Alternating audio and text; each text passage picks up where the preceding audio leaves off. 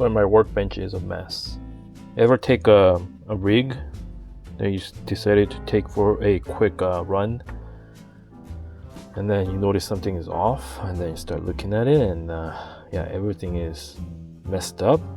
Well, that's all due to, in my case anyways, for lack of maintenance. So I noticed my wheels were wobbly, and I started looking at why that was, and I quickly noticed that these C-hubs, especially the bottom part, is notorious for being stripped out. So I already undid the knuckles, the casing, and yeah, noticed these two, both sides were completely stripped out. So there's many different ways you can fix it. I mean, probably the easiest way that I would recommend is replacing the entire housing. So you can get those from RC4WD Drive directly. Yeah, so this is the older version of the Yota 2 axle housing. I believe it's $25.99 on the RC4WD Drive website that you can purchase. So this will come with the C-hubs already built in as a part of the axle assembly, and all you have to do is transfer over the gears inside, put the covers. That's it. It's pretty simple. Another thing that you might want to do while you're at it is upgrade these axles with the XVD axles, right? So these are going to be a lot more stronger than the one that you get with the regular Yota 2 axles. So these parts will get bound up and break. But if you're not in the mood to replace the entire axle housing, what you can do is you can grab these tiny helicoils. So it might be a really small, hard to see, but these tiny helicoils, what you want to do is make the existing holes a little bit bigger. So these existing holes will get bored out a little bit, and then you will insert this helicoil, and they'll act as a new thread for your bolt. I would say it's almost permanent because I have had good success rate with these, but sometimes these might fall out again, and you'll end up having to maybe replace the entire axle housing, or just, you know, entire new axle altogether. Today, for me, instead of replacing the axle housing, I'm just gonna install these helicoils and see how they hold up over time. So you can take a file and then you can just put it inside the hole and then kind of you know, make it bigger, remove the thread. There's a one way, or you can just drill them out. It's up to you on how you do it. Today I'm just gonna take the file and then make the holes a little bit bigger. Okay, and insert those helicoils. So let's see. Actually, I'm gonna see if I can insert the helicoils without having to drill it out. Probably will not fit. Yeah, so I don't know if you can see, but they will not press in without you having to drill out the holes. So I'll take the file.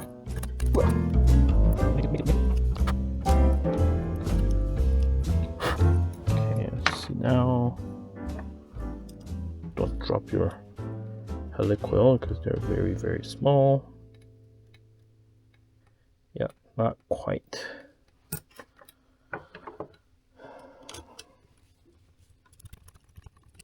Okay.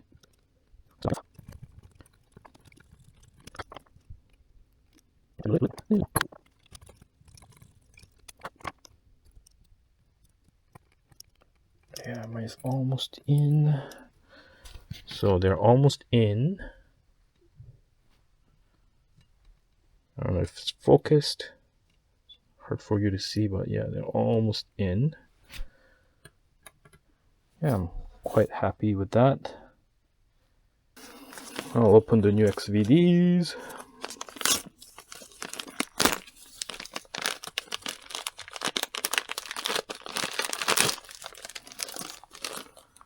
one side is longer and the other side is shorter. You can tell by the length here is on the right side is longer than the left side.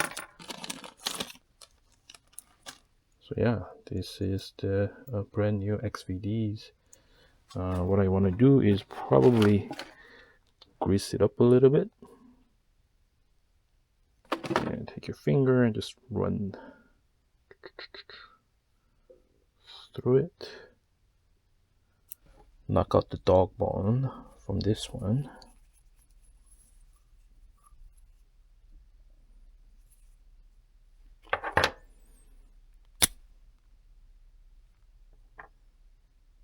Look how rusty everything is. God. Clean it up a little bit, both inside and out. And these little tiny brackets go here like that. So shorter end goes to the bottom, taller end goes to the top.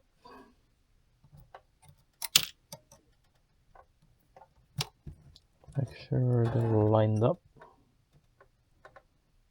nicely.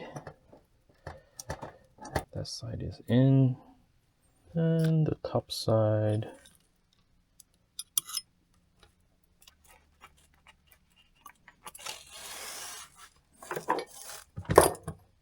yeah, this side, that's all in right now. Okay, so far everything rolls freely, so that's good. All you have to do now is repeat this on the other side. So take the file. And also a tip, if you have any thread locker, that is always a good idea. Currently have, I think, run out of thread locker, but I will make sure that I will thread lock my bolts. On these axle C hubs, the holes are in an angle. So when you are making the hole bigger, make sure that you kind of follow the shape and the angle. Otherwise, you will render your axle unusable. So that one I think is also good. I'm hoping that the new RC4WD drive, the version 2.1 or whatever, the new axle, does not have this issue with the bolts stripping out, because I had to do this fix for, you know, at least 2 other axles, front axles. So it's very annoying. Yeah, that's in as far as I can get it in. It's not going anywhere. If the bearing, you feel like the bearing isn't spinning freely or there's resistance, it's probably a good idea to change the bearing. RC4WD drive sells the bearing separately. I think they have a axle rebuild kit that comes with the bearing. So make sure you choose the Yota 2 if you have Yota 2 or Yota 1. They have 2 different packages. Looks good.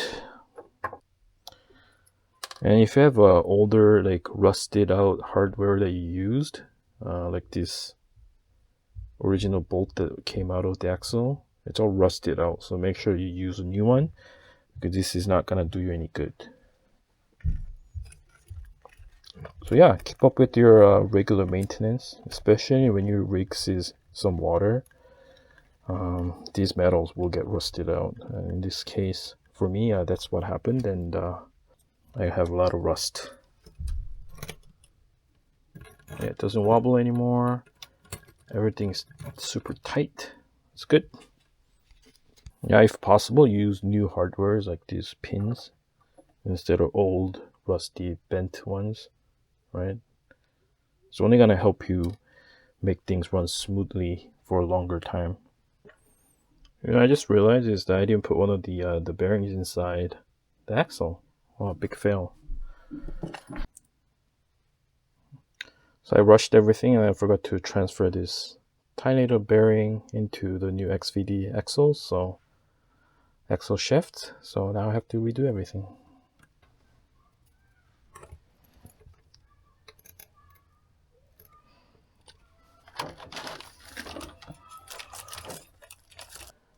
Yeah, I wouldn't say it's a complete overhaul, but I did fix the broken axle, so I'm happy with the way it turned out. Yeah, just gonna get back on the trail with the new video. Thank you for watching.